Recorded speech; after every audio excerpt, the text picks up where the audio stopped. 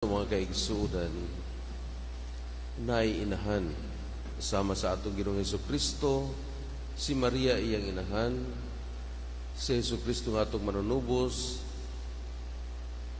ang iyang inahan si Maria nga nahimo usab nga inahan sa simbahan ug sa tanang sakop sa simbahan, si Maria atong inahan. Kung ang atong inahan samtang gagmay pa kita, halos dili mo biya kanato aron lamang sa pagtanaw kanato, pagatiman kanato, pagpaniid kuno sa atong panginahanglanon. Ang tanan nato nga mga movement, apil ang atong mga klase sa hilak, naibalo ang inahan nato kung unsay kahulugan niini. Ingana usab ang mahal nga Birhen Maria. Ilabi na sa iyang pagpadayag ni ining iyang pagkainahan dito sa nagantos niya nga anak nga gilansang sa krus. Wala gayud bubiya ang mahal nga Birhen Maria aron lamang matuman ang misyon sa iyang anak, anaa siya sa tungod sa krus aron sa paglig-on ug pagdasig ni Hesukristo nga iyang anak nga mamahing manunubos sa tibuok kalibutan kanatong tanan nga mga katawhan.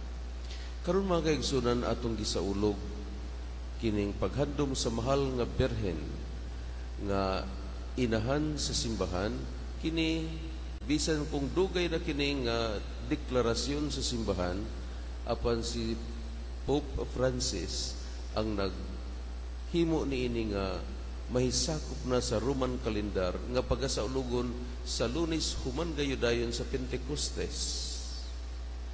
So karon atong gisaulog gihandom si Maria nga atong inahan nga bisan ato ana siya sa langit naglantaw gihapon kung unsa ang makaayo kanadto ngani sa panahon nga kita nang ginahanglan na gayud og kalig-on sa atong pagtuo ang mahal nga Birhen Maria manaog na usab gikan sa langit aron sa pagdasig kanato nga magpabilin nga mahiusa diha kang Hesukristo ug diha sa iyang mga sakramento.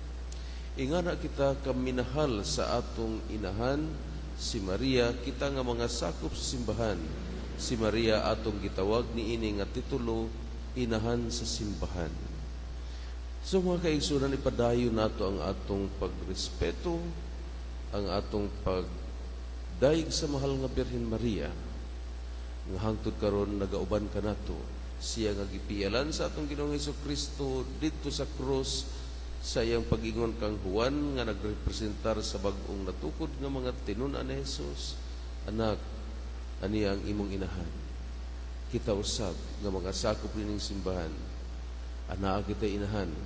Sa panahon sa atong kalibog, sa panahon sa atong kaluya, sa panahon nga halos mawad na kitang paglaom, atong sangpiton ang mahal nga Birhen Maria o ang atong mahal nga inahan si Birhen Maria dili gayud magmakuli sa pagtabang kanatong iyang mga anak. Manindog kita og atong ipadangat ang atong mga